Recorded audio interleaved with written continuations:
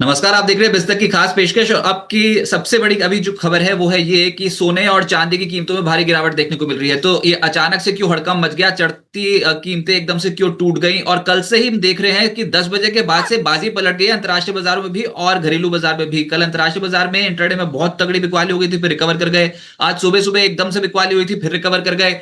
और ऐसा ही कुछ एमसीएक्स पर भी देखने को मिला है। लेकिन जो अभी हम लाइव जब आपके साथ ये जो शो लेकर आए हैं आपके सामने, तो उसमें सोना फिलहाल 3.5% नीचे है, लगभग 5,900 रुपए की गिरावट देखने को मिल रही है एमसीएक्स पर। और ऐसे ही चांदी 26,000 रुपए नीचे है, लगभग 6.5% की गिरावट देखने को मिल रही है। और इसकी आदत ही नहीं है, क्योंकि पिछले कुछ दिनों में दे दनादन तेजी बनी है। तो अब हम यहां पर डिकोड करने की कोशिश करेंगे कि ये बिकवाली की शुरुआत हो गई, गिरावट की शुरुआत हो गई कि नहीं, या फिर एक बहुत बड़ा मौका निचले सुरों से चांदी पे बनता हुआ नजर आ रहा है। और इसी को ही समझाने के लिए हमारे मेहमान तरुण सत्संगी जी का स्वागत कर लेते हैं। आर मनी के डायरेक्टर और चीफ रिसर्च ऑफिसर हैं। तरुण जी नमस्कार, बहुत बहुत स्वागत है आपका बिस्तक पे। हाय, नमस्कार रजत भाई, कैसे हैं आप? सर थैंक्स बढ़िया। For inviting us. सर उम्मीद करता हूँ आप तो बड़े जबरदस्त मूड पे हो गए। पिछले कुछ दिनों में सोने और चांदी में गजब की तेजी देखने को मिली है, काम ही कमोडिटी मार्केट का है। बहुत गजब की तेजी नहीं बन गई थी सोने और चांदी पे। और ये क्या, आप पहले तो ये बताओ कि ये 4 लाख के भाव की 2026 में शुरू में आ जाएंगे, क्या ये एक्सपेक्ट करके चल रहे थे? और फिर जो आज गिरावट हो रही है उसको आप कैसे देख रहे हो? या वेल देखिए, अल्टीमेटली सोना चांदी इस साल भी परफॉर्म करेगा, ये तय था। इनफैक्ट हमने और डिफरेंट जो एक्सपर्ट्स हैं उन्होंने ऑलरेडी डिफरेंट टेलीविजन्स पर अपनी रिपोर्ट्स में इंडिकेट किया था। वी वर आल्सो एक्सपेक्टिंग कि $125 चांदी बाई दिस क्वार्टर आना चाहिए और इनफैक्ट 4 लाख क्रॉस करना चाहिए डोमेस्टिक मार्केट के अंदर। सेम वे में हमारा देखिए 2026 का टारगेट था कि बेस के सिनारियो गोल्ड 5,000 से 5,500 आ सकता है एंड बेस्ट केस सिनारियो था 6,000 से 6,500 आ सकता है। बट हाँ, जैन में स्टैंड अलोन आ जाएगा, इनिशियली नहीं लग रहा था। लेकिन जिस तरीके से जियोपॉलिटिकल टेंशंस एक के बाद बढ़ती चली गई, तो अल्टीमेटली ऐसा होना ऑलमोस्ट तय हो गया।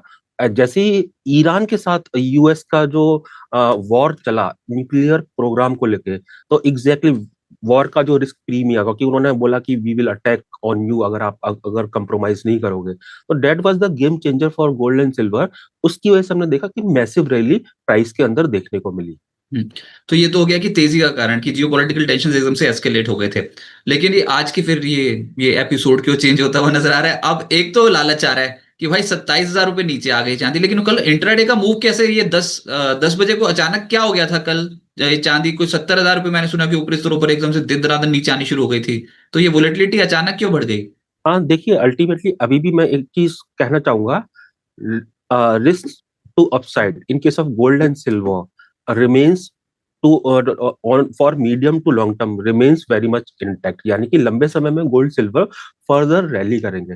बट अभी जिस तरीके से एक्सेसिव मूव शॉर्ट टर्म का हो रहा है, विच इज हिंटिंग कि अल्टीमेटली मार्केट में साइडलाइन रहना चाहिए एंड एंट्रीम करेक्शन आ सकता है। हमने मंडे को भी देखा, सिल्वर ने रिकॉर्ड हाई बनाया तकरीबन $118 का, एंड आफ्टरवर्ड सेम डे $102 तक भी आई। $15 का करेक्शन था। गोल्ड वन साइडेड रैली कर रहा था क्योंकि यूएस ने अपने ट्रूप्स भेज दिए अराउंड 30,000 मिडिल ईस्ट में। वो अभी अटैक करने को तैयार है। साइमल्टेनियसली ईरान बोल रहा है हम जवाबी कार्रवाई देंगे, टेंशन मत लीजिए, हमारे हाथ में ही बंदूक है, ट्रिगर कभी भी चला देंगे। तो इसकी वजह से हमने देखा कि गोल्ड ने आउटशाइन करना चालू कर दिया। एंड साइमल्टेनियसली अभी देखिए, यूएस का जो कैरियर है यूएसएस इब्राहिम लिंकन, अल्टीमेटली इतने बड़े कैरियर में वो अटैक के लिए और फर्दर ट्रूप्स को भेज रहे हैं, तो इंटेंशन क्लियर है कि अभी मे भी हो सकता है कि ट्रम्प बिल्कुल अनप्रेडिक्टेबल है, इस वीकेंड ही अटैक प्लान कर ले। ईरान बोल रहा है देखिए समझौता हम करने को तैयार है, लेकिन इस डर से नहीं करेंगे कि आप हम पर अटैक करने वाले हो। इस पर कर सकते हैं कि एग्जैक्टली पीस अगर चाहते हैं तो उसके लिए हम तैयार है पीसफुली करने के लिए। तो ईरान भी देखिए 20 साल से इस प्रोग्राम को भले ही उसने बीच में रोक दिया या एक तरीके से चुपचाप इंटरनली वो चला रहा था, बट ईरान भी झुकने को तैयार नहीं है। अब रही बात, जब पैराबोलिक मूव आता है तो मार्केट पॉइज्ड होता है कि हल्का सा भी कोई नेगेटिव न्यूज आएगा तो प्राइस टूटेगा। कल की बात करते हैं, 8:30 से 9:30 के बीच में चांदी तकरीबन 75,000 इंडियन मार्केट में, 4,20,000 से 3,55,000, सोना 1,80,000 से 1,57,800। इंटरनेशनल मार्केट में द मोमेंट लो कटा 5,400, सीधा 5100 आया, हाई से $500 नीचे। चांदी 121.50 से तकरीबन 107, $15 नीचे। हुआ क्या, अभी ऐसा माना जा रहा है कि जो यूएस के चेयरपर्सन है जेरोम पवेल, उनका रिप्लेसमेंट हो सकते हैं केविन वार्श। अगर हम उनकी हिस्ट्री को देखते हैं, वो स्ट्रॉन्ग अपोनेंट है, वो डिस्करेज करते हैं अग्रेसिव मॉनेटरी ईजिंग को, जिसकी वजह से हमने देखा सडन गोल्ड सिल्वर में पैनिक सेलिंग आया, क्योंकि मॉनेटरी ईजिंग जब भी होती है वो गोल्ड सिल्वर के लिए पॉजिटिव होती है। ऑलरेडी हम ये मान के चल रहे थे कि इस साल 2 रेट कट और यूएस में होंगे। दूसरा, ट्रंप अपने बंदे पहले केविन हेसेट को बोल रहे थे, लेकिन उनके ऊपर लीगल कार्रवाई चल रही है, तो अभी वो रिप्लेस करना पड़ा। ट्रंप, देखिए लास्ट ईयर की बात करें तो फेड को time and again, autonomous body है लेकिन उनको बोल रहे थे कि अग्रेसिव रेट करो, जबकि वो नहीं कर रहे थे, क्योंकि इकोनॉमिक कंडीशन यूएस की ऐसी है, inflation high and soft labour market, aggressive rate cut नहीं हो सकता। तो ये मार्केट ने रिएक्ट किया कि अगर केविन वॉश आ जाएंगे तो may be rate cut story धीमी पड़ जाए या रेट कट ना हो। इसकी वजह से हमने करेक्शन देखा। फिर अल्टीमेटली अभी भी मैं कहूंगा कि अब ऐसा मार्केट हो गया है, छोटे निवेशकों को दूरी बना लेनी चाहिए। 50-75 हजार रुपए का करेक्शन 1 घंटे में एंड $500 का करेक्शन कॉमेक्स स्पॉट में 1 घंटे में is not a normal thing. तो अल्टीमेटली शॉर्ट टर्म में मार्केट हो सकता है कि, अभी मैं फिर से कहूंगा कि $5600 जो गोल्ड का कल का हाई है और $122 चांदी जो कल का हाई है, ये अगर नहीं कटेगा तो मे बी शॉर्ट टर्म में जो करेक्शन ड्यू था वो देखने को मिले, लेकिन बिकवाली बिल्कुल नहीं करना है। अल्टीमेटली लॉन्ग टर्म स्टोरी दोनों के अंदर इंटैक्ट है, फंडामेंटल कारण भी है, वो हम डिस्कस कर सकते हैं। थर्ड, अगर अटैक हुआ तो ये मान के चलिए फिर रुकने वाला नहीं है, 5600 काट कर ये 6,6500 कभी भी दिखा देगा सोना। वही तो पूछ रहा था सर, आपने तो मेरा सवाल ही चुरा लिया कि ये जो सोने में और चांदी में इस बार का हाई बन गया, क्या वो मीनिंगफुल हाई बन गया क्या, कि बहुत तगड़ी खरीदारी थी। सोना 5598, 5,598, ये हाई लगाया अंतर्राष्ट्रीय बाजार में। घरेलू बाजार में इसने हाई लगाया कल के सत्र में एक 1,80,779। और ऐसे ही चांदी घरेलू बाजार में कल के दिन का हाई था 4,20,048, और अंतर्राष्ट्रीय बाजार में 121.64। गजब की तेजी है, मतलब ऐसा एसेट क्लास तो कहीं पर भी देखने को नहीं मिलेगा।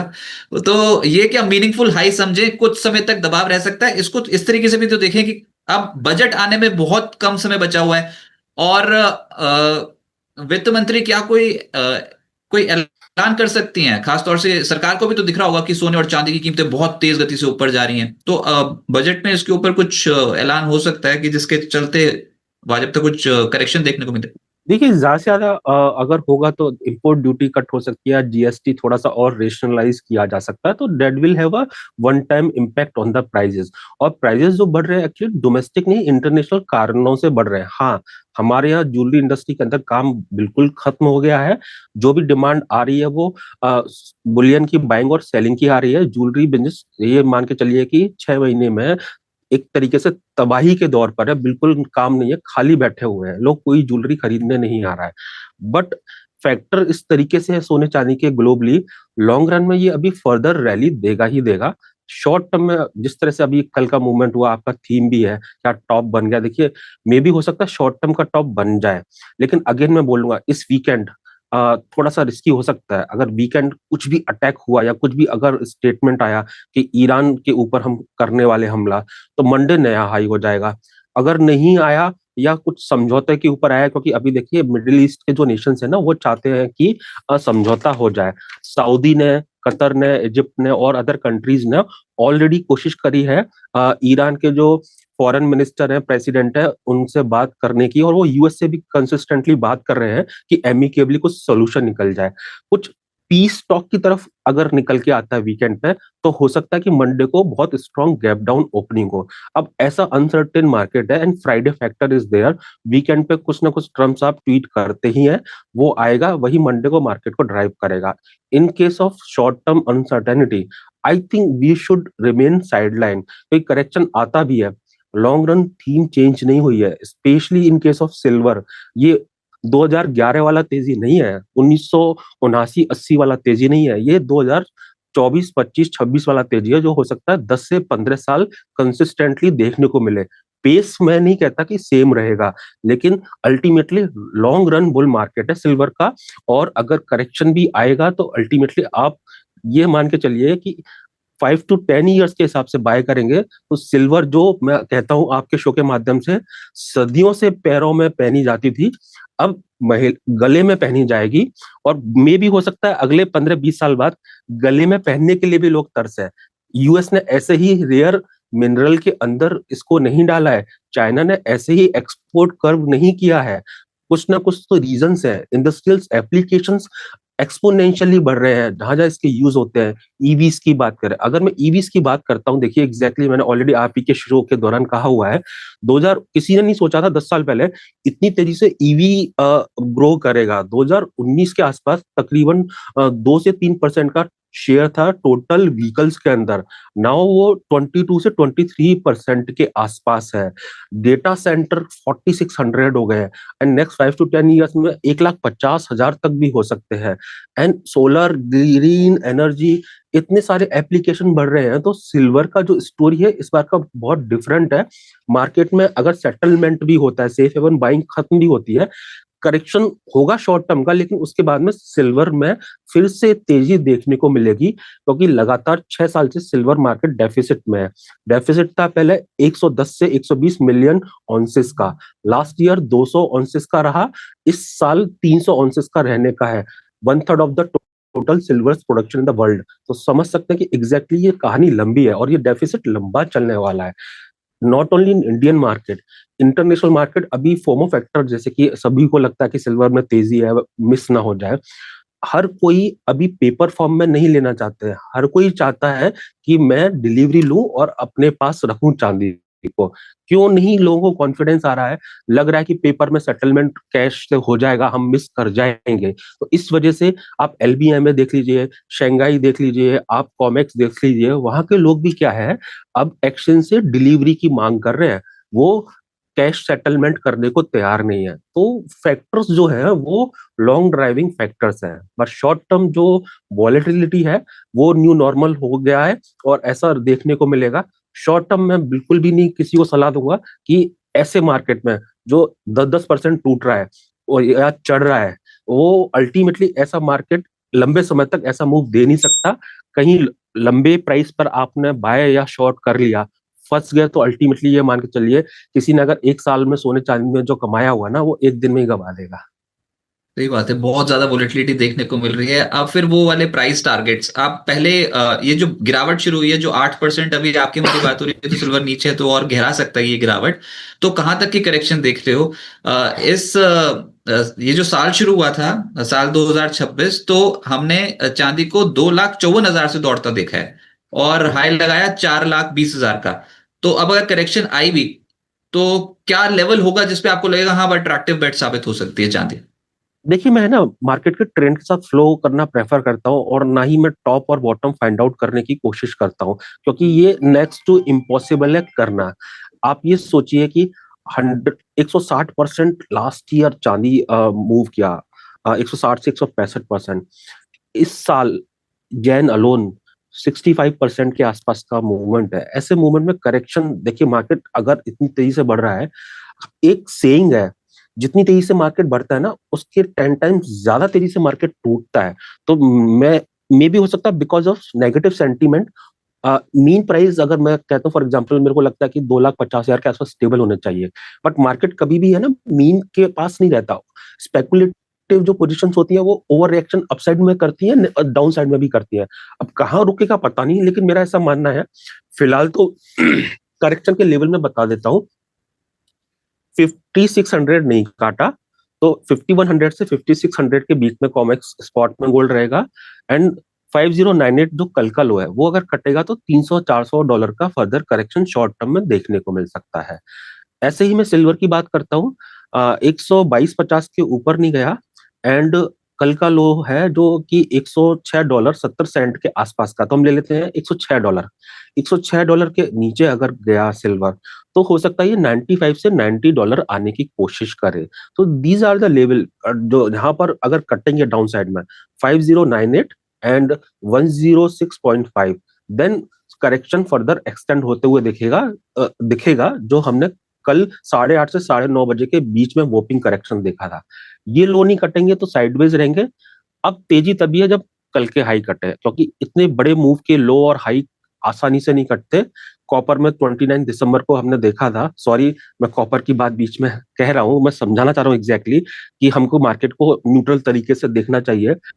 कॉपर ने ₹1200 का लो बनाया था, सेम डे रिकॉर्ड हाई बनाया था 1393, एंड उसके बाद में देखिए कल 1393 का हाई कटा। और टाइम एंड अगेन हम यही बोल रहे थे, या तो 1393 के ऊपर जाए या 1200 के नीचे आए, तभी डायरेक्शन क्लियर होगा। 1200 रुपए के नीचे ही एक्चुअली उसके अंदर करेक्शन था, वो आया ही नहीं। 1250 से 1350 का रेंज बना दिया, क्लैरिटी हो गया था कि 1250 पर आप बाय कर लीजिए, 1200 नहीं काटेगा, ऊपर की तरफ हाई काटेगा, तो 1480 का कल उसने हाई बना दिया। सेम वे में क्या है कि अभी इतने जब हाई लो का डिफरेंस होता है एंड उसके बाद में मार्केट इतना करेक्ट करके इंडिसिजन में क्लोज होता है, सर्टेनली हाई और लो का कटना बहुत जरूरी होता है। तो कल के लो कटेंगे गोल्ड और सिल्वर के केस में तो फर्दर करेक्शन तय है, और अगर कल के हाई कटेंगे तो जो लॉन्ग रन बुल रैली है उसमें फिर से आग लग जाएगी। और आपने इंटरनेशनल भाव बता दिया सर, तो सवाल ये है कि जो घरेलू निवेशक हैं कि वो क्या करें और वो कहाँ तक एक्सपेक्ट कर सकते हैं। अगर किसी को सोना खरीदना है तो सब आस लगाए और टकटकी लगाए देख रहे हैं कि भैया कोई ऐसा लेवल आ जाए जो सोने में दोबारा से एंटर कर सके, क्योंकि ऊपर के भाव पे तो कोई भी नहीं लेना चाहता। और चांदी, घरेलू भाव क्या रह सकते हैं खासतौर से एमसीएक्स पर? देखिए एमसीएक्स में हम देख रहे हैं ओवर रिएक्शन हो रहा है मार्केट के अंदर काफी, क्योंकि अल्टीमेटली अभी एमसीएक्स दो मार्केट को ट्रैक कर रहा है पैरेलल। टिपिकली हम लोग लंबे समय से 20 साल से यूएस को ट्रैक करते थे, उससे पहले हम लंदन मार्केट को ट्रैक करते थे, एलबीएमए को। लास्ट 1 ईयर से क्या है, चाइना लीड कर रहा है। चाइना का सिल्वर पहले मूव करता है, उसके बेसिस पे यूएस और इंडिया का कर देते हैं, और ऑलरेडी चाइना में काफी प्रीमिया है। तो अल्टीमेटली मैं डोमेस्टिक मार्केट के लेवल में इस वजह से कंफर्टेबल नहीं हूँ। इंटरनेशनल कॉमेक्स के लेवल बहुत अच्छे काम कर रहे हैं, चाइनीज लेवल बहुत अच्छे काम कर रहे हैं, इंडियन मार्केट तो क्या है हम लोग फॉलो कर रहे हैं उनको। स्टिल मैं कहूंगा 3,50,000 जो कि कल के लो के आसपास का भाव है, $5,000 इर्द गिर्द एक्चुअली छोड़ देना चाहिए जब अल्टीमेटली ओवर रिएक्शन इधर वे हो रहे हो। 3,50,000 के नीचे गए तो 3 लाख और 2,75,000 से 2,50,000 के बीच में प्राइस आ सकते हैं, लेकिन बिकवाली बिल्कुल नहीं करेंगे, क्योंकि वीकेंड है। जैसे मैंने फिर से बोला, हल्का सा भी अगर रिस्क प्रीमियम ऐड हुआ, जो वॉर का टेंशन है ईरान के साथ वो अगर फर्दर एस्केलेट हुआ, तो लो नहीं कटेंगे, देन उस केस में फिर नए हाई बनेंगे मंडे को। एमसीएक्स में अगर मैं गोल्ड की बात करता हूँ, तो अल्टीमेटली 1,80,000 हमने आप ही के चैनल के थ्रू बोला था, 1,80,000 से 2 लाख इस ईयर आ सकती है, तो वो कल टेस्ट भी हो गया। अभी 1,55,000 लेवल हम डाउन साइड में मानकर चल रहे हैं। इन केस अगर वो कटेगा तो हो सकता है कि सोने के प्राइस में शॉर्ट टर्म में करेक्शन देखने को मिले, क्योंकि 28,000 रुपए का, 27,500 28,000 रुपए का करेक्शन मूवमेंट 1 घंटे में होगा, तो समझिए कि अगर फिर से टूटेगा तो ऐसा ही मूवमेंट होगा, तो फिर प्राइस कहाँ जाएंगे हम समझ सकते हैं। फिर भी आइडिया लगाने की कोशिश करते हैं, may be 1,35,000, may be 1,25,000, but ultimately it can not be like accurately suggested कि कहाँ जा सकते हैं, कौन सी लेवल आ सकते हैं। It's a run away market. वो बोलते हैं ना, बेलगाम ट्रम्प, बेलगाम सोना चांदी, बेलगाम घोड़े की तरह तीनों हो गए अभी। तो आप एग्जैक्टली इनको अभी टारगेट नहीं कर सकते कि ऊपर कहाँ जाकर रुकेंगे या नीचे कहाँ जाकर रुकेंगे। लेकिन ना मैं कुछ डेटा पॉइंट्स चेक कर रहा हूँ, गोल्ड ईटीएफ्स के बहुत जबरदस्त बिकवाली है। इतनी बिकवाली तो ये एम6 पे भी नहीं, जितना ईटीएफ्स पे हो रही है आज के सत्र में। तो जो भी इन्वेस्ट करके बैठा है, जो हम कहते हैं ना फिजिकल एसेट नहीं लेकर बैठा लेकिन पेपर फॉर्म में लेकर बैठा है, ईटीएफ में भी पैसा डाल रहा है, वो भी नियमित डाल रहा है, क्या उनको जारी रखना चाहिए? क्योंकि आज गोल्ड ईटीएफ लगभग 11-11% टूटे हुए नजर आ रहे हैं इंट्राडे में अभी तक, जब आपकी हमारी बात हो रही है। और सिल्वर ईटीएफ का तो इससे भी बुरा हाल देखने को मिलेगा। एक मिनट फिर भी देख लेता हूँ सिल्वर ईटीएफ जो है अभी आज के सत्र में। वही सेम, बहुत गजब बिकवाली है, 9%, 10% इस तरीके की बिकवाली देखने को मिलती है। तो जो लॉन्ग टर्म इन्वेस्टर्स हैं वो क्या करें, और ये जो पेपर फॉर्म में इन्वेस्ट करते हैं उनके ऊपर आपकी राय? देखिए, ईटीएफ इतना सुंदर प्रोडक्ट है, अगर कोई लॉन्ग टर्म के हिसाब से सोचे और टेंशन नहीं लेना चाहता है गोल्ड को फिजिकल फॉर्म में घर पर कैरी करने का। तो अब अल्टीमेटली इसके प्राइस कहाँ से ड्राइव होंगे? स्पॉट मार्केट से। स्पॉट मार्केट में गोल्ड बढ़ेगा तो ईटीएफ के प्राइस बढ़ेंगे, सिल्वर का प्राइस बढ़ेगा स्पॉट में तो सिल्वर ईटीएफ के प्राइस बढ़ेंगे, टूटेगा तो टूटेंगे। और ईटीएफ में कभी भी बाइंग लोग शॉर्ट टर्म के हिसाब से नहीं करते। अभी थोड़ी देर पहले ही जैसे हमने कहा, ये जो सिल्वर का जो बुल रन है 2011 वाला नहीं है। उस समय क्या था एग्जैक्टली, यूरोपियन कंट्री डिफॉल्ट करने की कगार पर थे, इंसॉल्वेंट होने की कगार पर थे, बला टल गई, इंडस्ट्रियल एप्लीकेशन नहीं थे। 1979-80 में हंटर ब्रदर्स ने क्या किया था एग्जैक्टली, सिल्वर स्क्वीज आर्टिफिशियली लोगों से पैसा रेज करके किया था। एंड जैसे ही वहां की सरकार ने उनको लगाम खींची तो अल्टीमेटली वो गिर गया और उसके एप्लीकेशंस थे नहीं। सिल्वर के यूज अगले 2 दशक में सब्सटेंशियली बढ़ेंगे। तो ईटीएफ जो होल्डर है, अगर वो डेली मार्केट देखेंगे, जैसे शेयर मार्केट में भी कहा जाता है, अगर आपको पैसा कमाना है लंबे समय के लिए अच्छे शेयर लीजिए, अच्छी कमोडिटी है सिल्वर, लंबे समय के लिए ईटीएफ छोड़ दीजिए ना, करेक्शन आएगा नीचे से फिर और ट्रांच में ले लीजिएगा, बेटर है ना।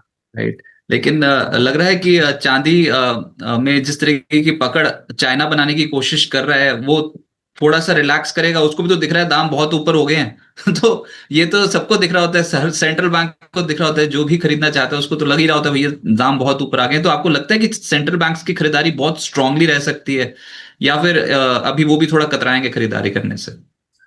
सेंट्रल बैंक टिपिकली गोल्ड में बाय करते हैं और देखिए gold. Ultimately they will continue. Reason क्या है कि सेंट्रल बैंक कभी भी शॉर्ट टर्म के लिए बाय नहीं करते हैं। ग्लोबल मार्केट में डी डॉलराइजेशन का अभी ट्रेंड चल रहा है, तो आप एग्जैक्टली किस में इन्वेस्ट करोगे? स्पेशली दो सम ऑफ द कंट्रीज के अंदर bitcoin is a legal tender, but despite that that is not performing now. एक 25-31 से अभी $85,000 के भाव है। अल्टीमेटली गोल्ड ही परफॉर्म कर रहा है। एंड अब देखिए, अभी तो एशियन इमर्जिंग जो कंट्रीज हैं they are also adding gold to their reserve. अब 2011 तक, 1980 से लेकर 2011 तक सेंट्रल बैंक नेट में सेलर्स थे। पिछले 5-6 साल से लगातार बाय कर रहे हैं।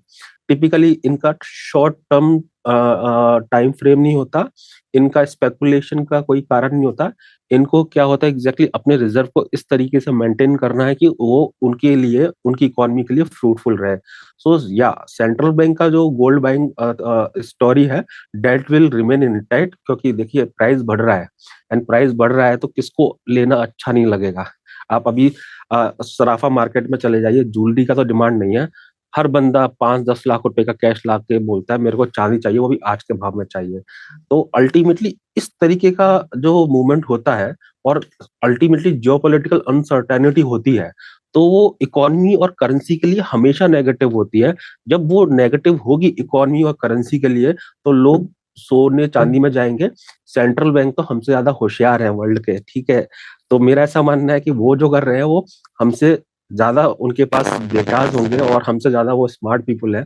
कहीं ना कहीं वो बाय कर रहे हैं और ये करेंगे जब तक कि अल्टीमेटली माहौल जो ग्लोबली है वो नॉर्मलाइज नहीं होता, या अल्टीमेटली आप ये मान के चलिए कि अदर असेट क्लासेस इमर्ज होके आती हैं इस तरीके से जो आउट परफॉर्म कर सके सोने को। राइट।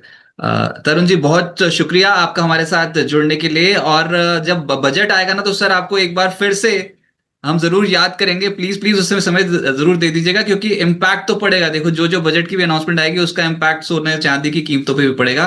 फिलहाल इस शो में जुड़ने के लिए बहुत बहुत शुक्रिया, अब इस तक को समय देने के लिए। थैंक यू रजत भाई, थैंक यू बिस्तर।